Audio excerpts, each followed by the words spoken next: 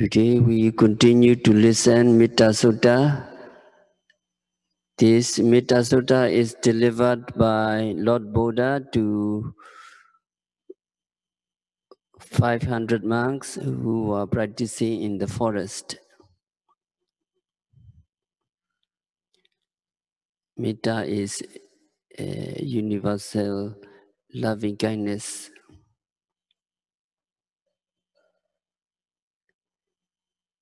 In this Metta Sutta, Lord Buddha mentioned Bhagavata Patipada, preliminary path, preliminary practice before Metta Bhavana. These Bhagavata Patipada or preliminary paths are 15. Practitioner should be able, upright, very upright, obedient, gentle, and not conceited.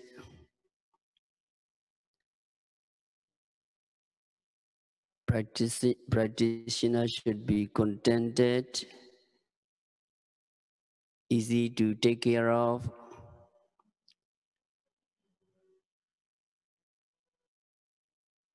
He should have few activities. He should have light living. And today we have to listen Santindriya, be controlled in the senses.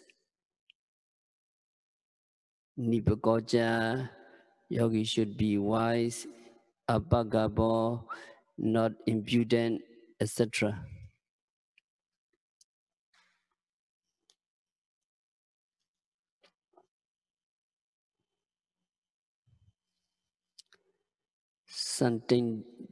Santindriya.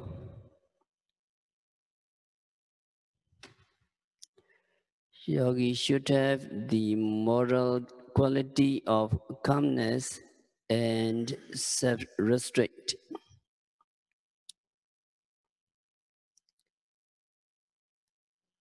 There are 6 indriyas, the 6 doors of senses.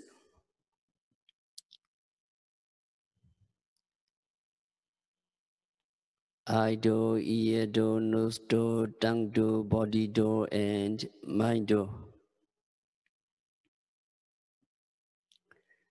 The word indriya is translated as the word faculty. The meaning of indriya is governing or having authority.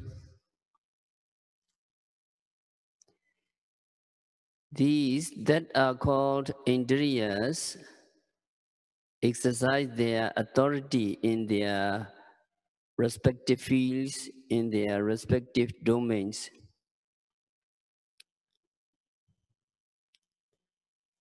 For example, there is the eye sensitivity. Eye sensitivity is called an indriya because it exercises authority over seeing. When the eye sensitivity is strong, then seeing is also strong. When the eye sensitivity is weak, the seeing is weak.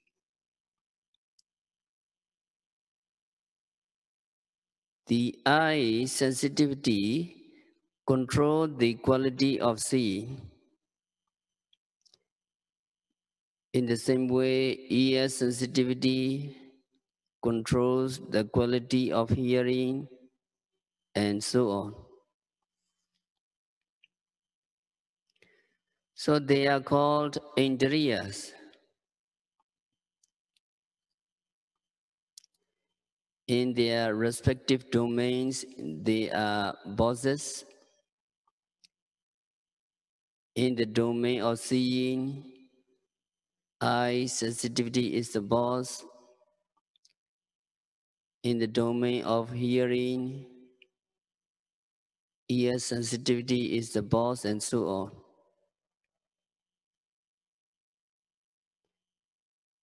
So the first one is Chakundriya. It is identified with Chakupasada.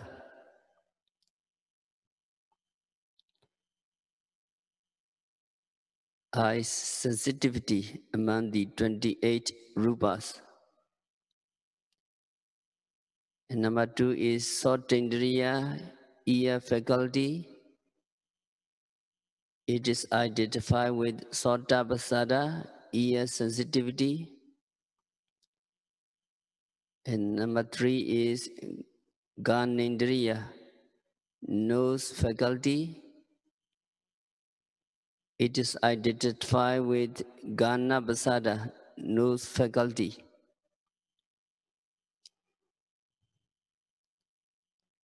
And number 4, Jayawindriya is identified with Jiva Pasada, tongue faculties. And number 5 is Kayendriya, faculty of Kaya. The faculty of body is identified with Kaya Pasada, body sensitivity. The last one is Manindriya. Mano means mind. It is mind faculty or Chitta faculty. So it is identified with Chitta. So how many indriyas? 6. Okay. Can you follow me? Chakundriya. Chakundriya. Sotindriya. Kanindriya. Jewindriya. Kayindriya. Manindriya. Manindriya. Mana indriya. No? So eye, ear, nose, tongue, body, and mind. The six faculties.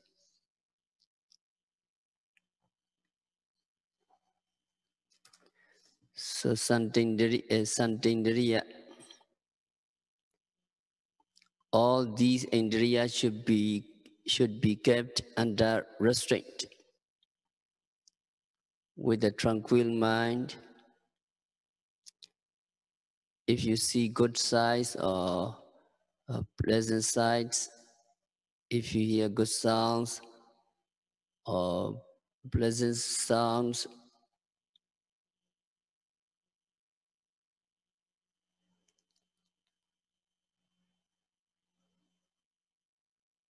that person is attracted to these sensation objects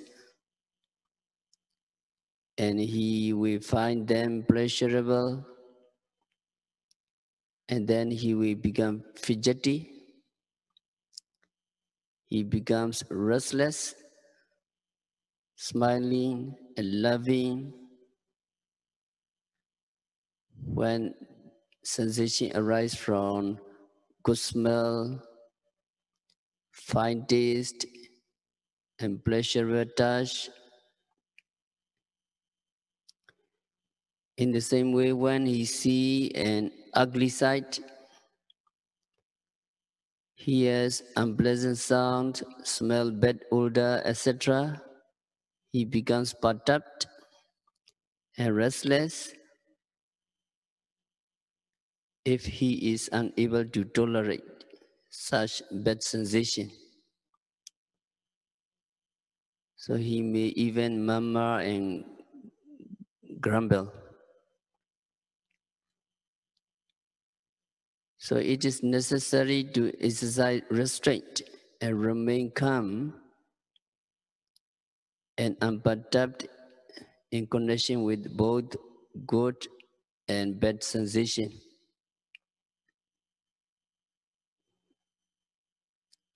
So practitioner should keep his mind at peace and control himself by reflection and also by contemplating and noting. How many methods? 2. Reflecting and noting. Reflecting, and you can reflect, and noting is observation, direct method. And the best way is to keep control of your own mind by contemplating and noting at the moment of seeing, hearing, smelling, etc.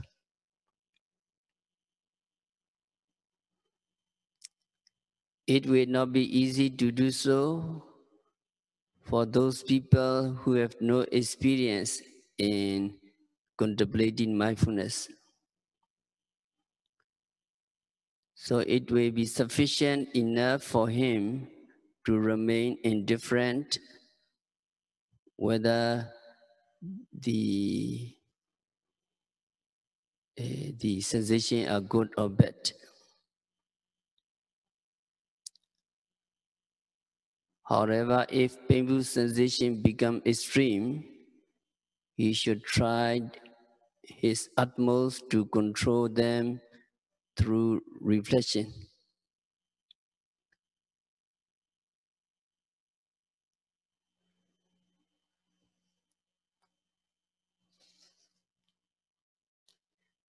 Santindriya, and another one is Nipako.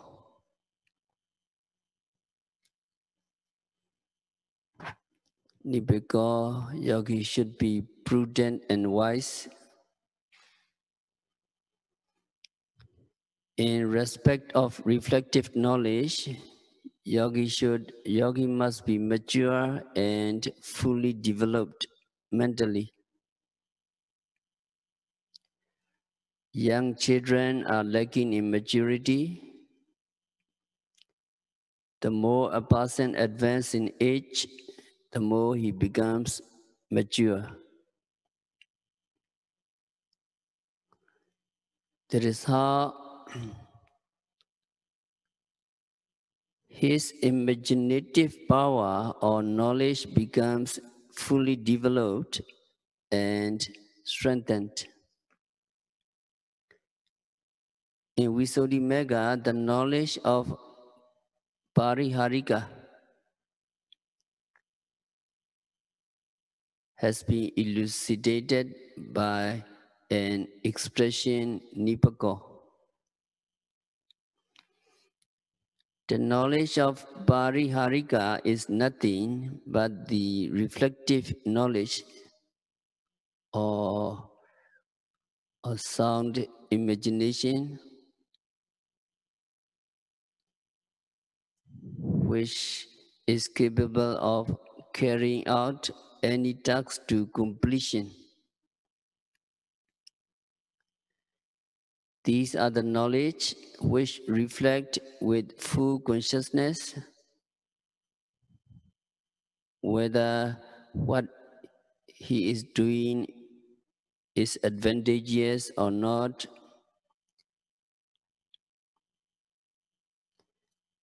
That is Sappaya Sambhajiñam. This knowledge is extremely useful in matters relating to both Lokiya and Lokuttara, mundane and supramundane.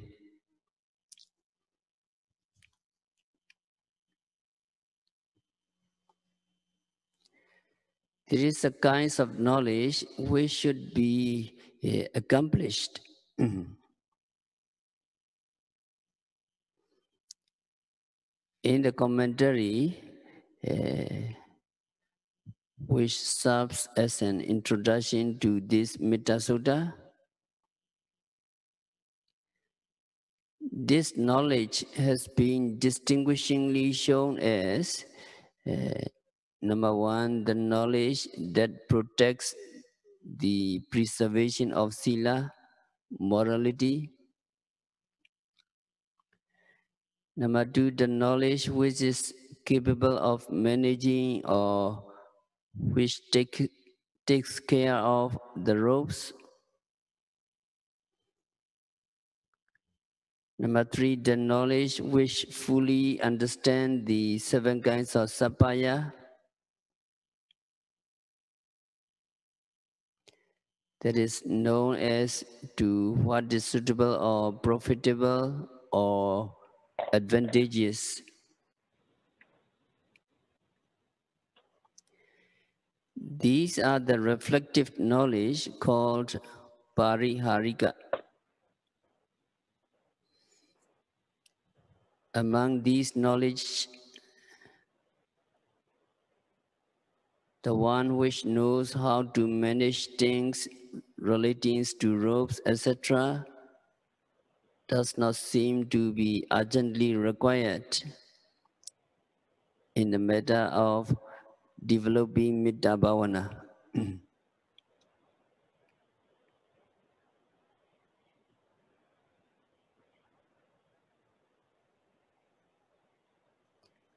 However, in this particular knowledge,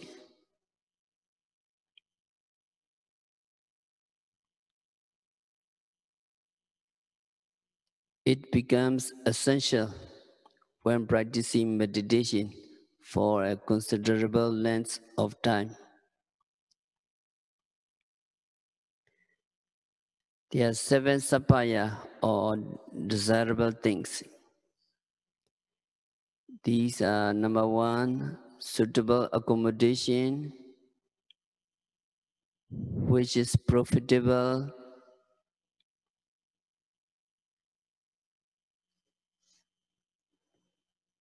to one who is developing to meditation.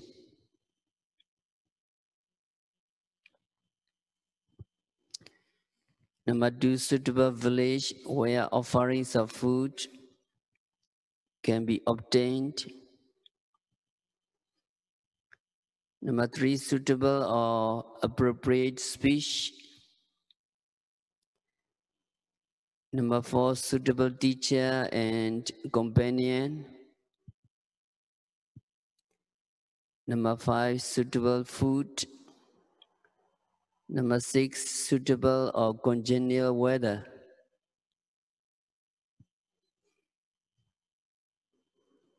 Number 7, suitable posture or deportment. It is for a bhikkhu, for a monk to be accomplished with the knowledge that can properly reflect and decide as to which monastery is suitable for him to reside, etc.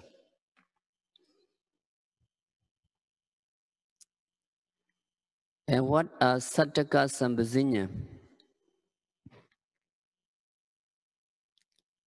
It is necessary to consider whether it will be proper to reside in a wooden monastery or a monastery made of bamboo or masonry, and whether the place is peaceful, tranquil, and congenial.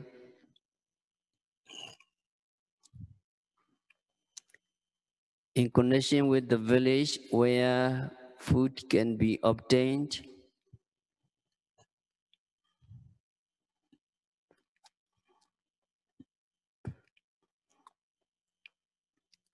it is to be considered whether offerings of food will be received and whether there can be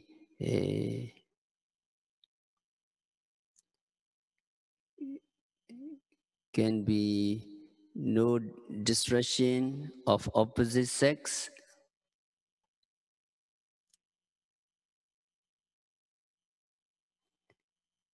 And it is to consider as to what kinds of talk that is uttered can be harmful to the practice of meditation. If there is nothing in particular, the best thing would be to abstain from talking anything not relevant to the Dhamma. As regards individual,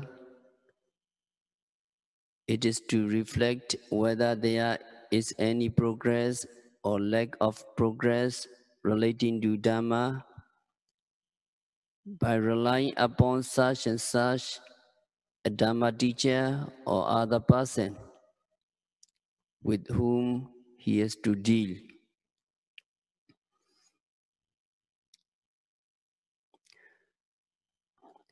With reference to food, it is to consider what kinds of food will be agreeable and beneficial for him to depend upon from the point of view of health and of the Dhamma. And yogi should also reflect as to what kinds of postures will be best suited to make progressive steps in the exercise of his meditation.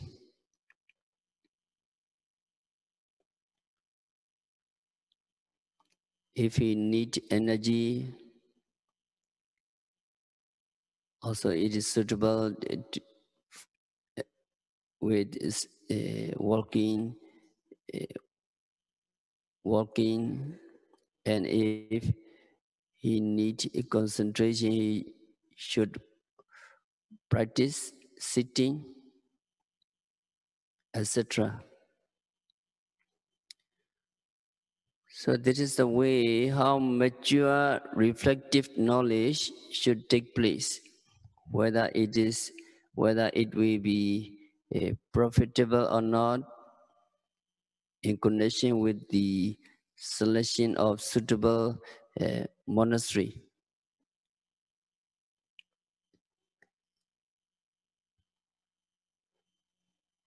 So Master Sierra said,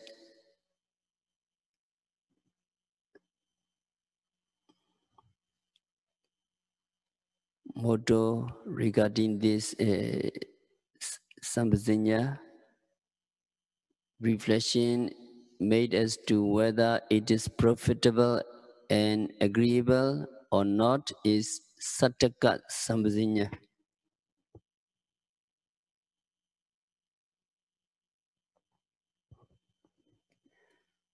Another thing is Sappaya Sambhajanya.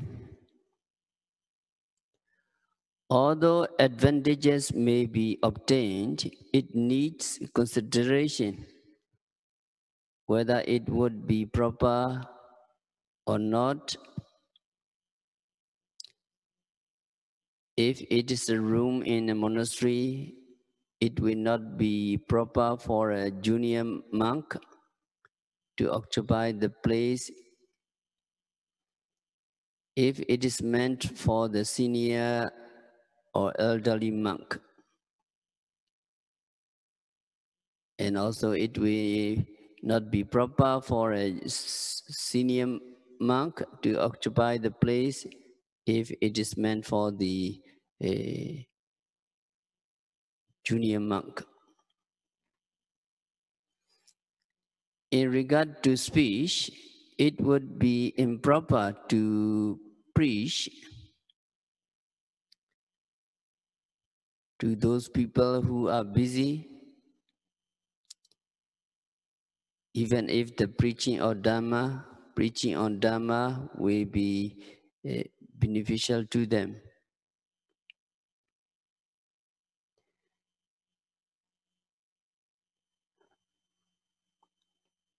So the monk, the bhikkhu, should weigh and consider if it is proper or not to preach Asubha Dhamma,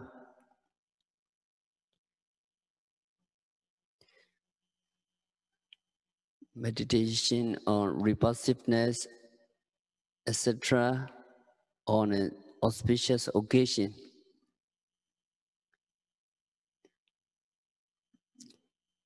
It is Sappaya Sambhajanya. So we need to remember reflection whether it is proper or not is sappaya sambazinya.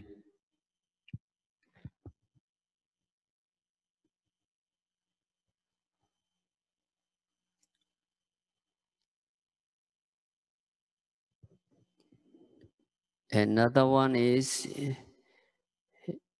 apagabo.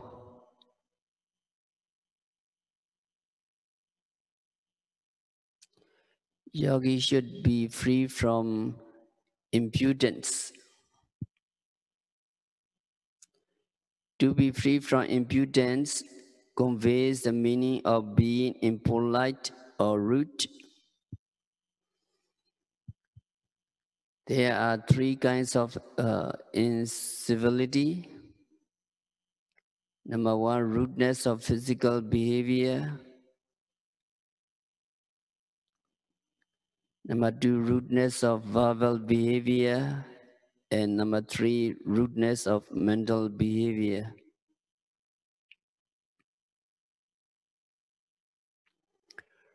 Rudeness of physical behaviors manifests itself under 8 conditions. Of these 8,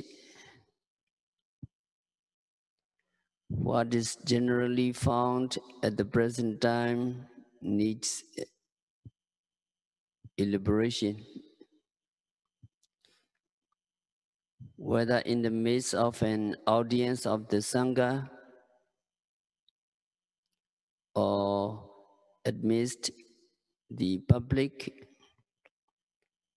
to take a sitting posture with knees up or with the thigh widely extended is a clear evidence of rude bodily behavior, or rather unrefined manners. Sometimes postures may be taken with either one knee up or both the knees up with the hands folded across the knees.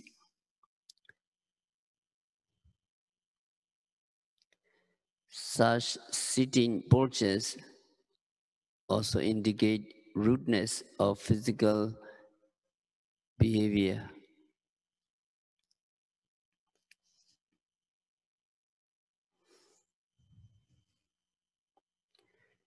If sitting or standing by touching the body of the martyra senior monk, or sitting or standing in front of them, or sitting or standing on an elevated place, or sitting by pulling over the long rope on the body from head to toe, or talking to others in a standing postures, or talking or chattering with gesticulation. There is expressive motion of the limbs, are clear instances of rudeness of bodily behavior.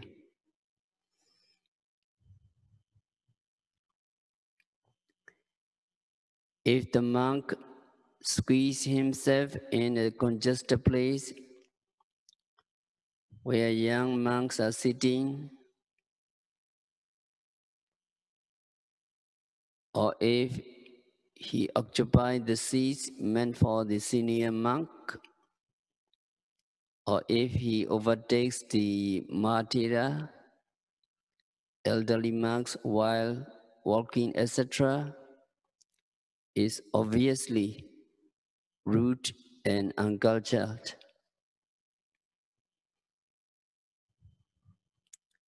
So Bhikkhu, the monk, should avoid all such impolite physical behaviors and mannerisms.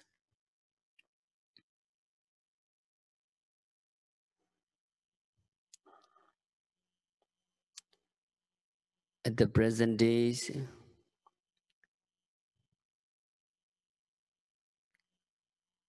some elderly bhikkhus, monks, under the guise of noble personages, even make a pretentious display of supernatural powers by caressing or making a fondling touch on the head of the ladies with their hands as if they are blessing them. Such indecent behaviors are totally prohibited under the rules of Patimokkha, under the rules of Vinaya discipline.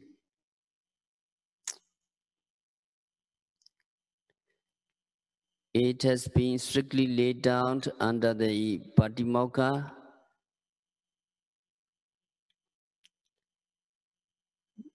the monk's rules that the bhikkhu, the monk should not even give a fondling touch to their own daughters and mothers.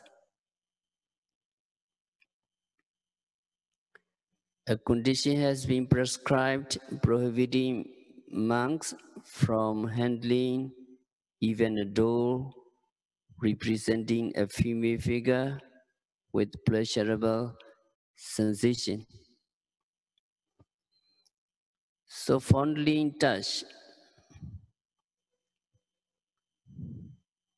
made in this way may be said to be a rude bodily demeanor.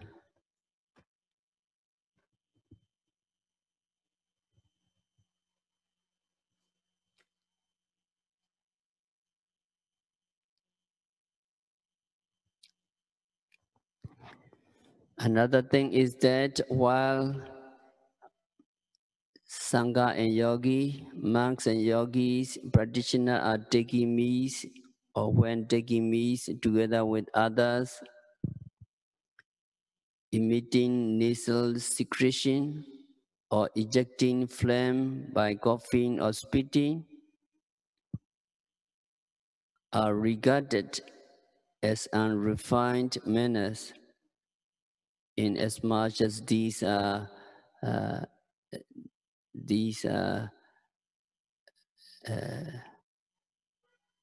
despicable. Such disgusting behaviors should also be avoided.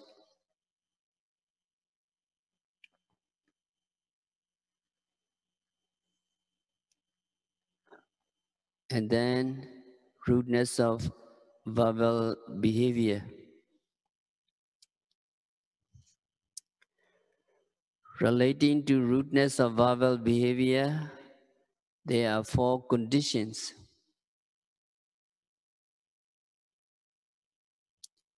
In the midst of an assembly of Sangha, assembly of monks, or in the midst of an assembly of people, or in the presence of Mahatera, senior monks, if there is anything to talk, a monk should speak only after permission has been sought from Mahatera, senior monk. Any talks made without permission is rudeness of verbal behavior. If an explanation is given relating to a problematic issue without seeking permission, it would also amount to verbal misbehavior.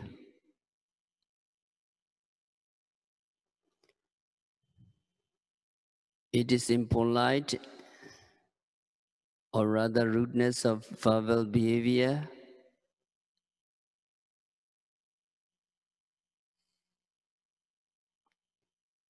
if resorted to making utterances in the midst of an audience of the members of the Sangha or in the presence of martyra, senior monks, and also asking the benefactors,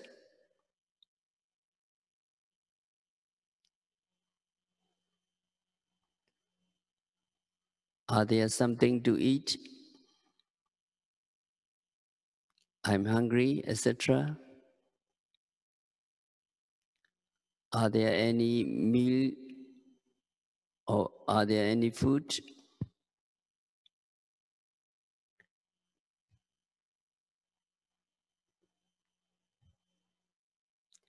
Are there any food ready to be offered to me?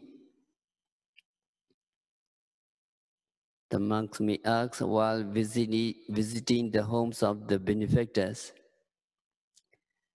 So bhikkhus, the monk should refrain themselves from behaving in the like manners, which in fact is an contravention of the rules of Bhikkhu Patimokkha, rules of conduct of the monks.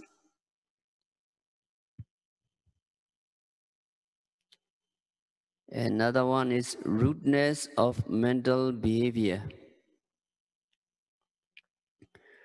Rudeness of mental behavior means to be disrespectful by thoughts to those who deserve respect. To think of a person superior in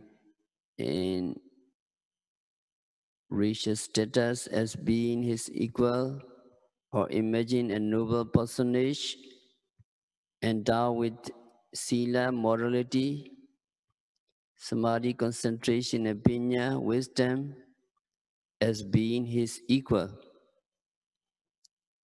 Or if a person who is lacking in knowledge, or rather unlearned in scriptures, imagines an unintellectual person as his equal,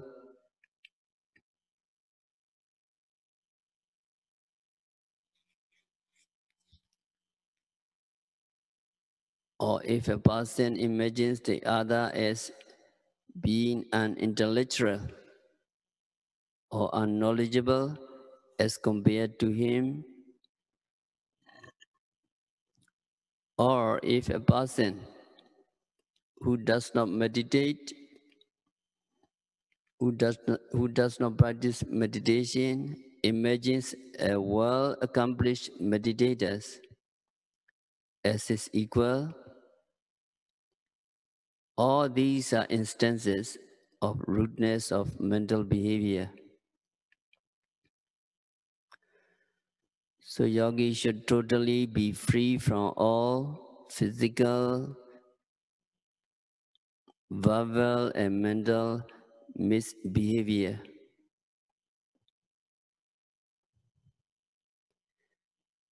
So another one is the Kuleswat Nandugeda, to be freed of attachment to both male and female benefactors. So we'll continue next week. We have to stop our discourse for today. By practicing Metta Bhavana and Vipassana Bhavana, loving kindness and Vipassana meditation continuously and meticulously, may all yogis realize the real peace in the very near future. Sadhu, sadhu, sadhu.